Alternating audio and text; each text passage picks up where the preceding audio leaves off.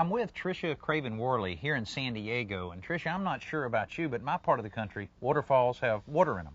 In your part of the country, they have water, but here in Southern California, we don't get much rainfall. So we created what's called an arroyo seco, which means dry creek in Spanish. And what it is rocks that are arranged in such a way to kind of look like a creek. And I guess the selection of the plants that we have all through here is real critical, that selecting plants that don't require much water and will grow in rocks like that. Right, and these homeowners have done a great job just doing exactly that. Over here is a plant with a bee helping us along, and this is called a statice, and it's also called the paper plant. It's a really beautiful purple plant.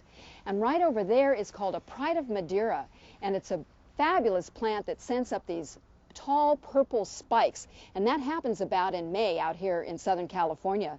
They've also employed some of the ground cover that works very well with low water, such as rosemary and thyme, and not only are these attractive plants, but they can also be used in cooking.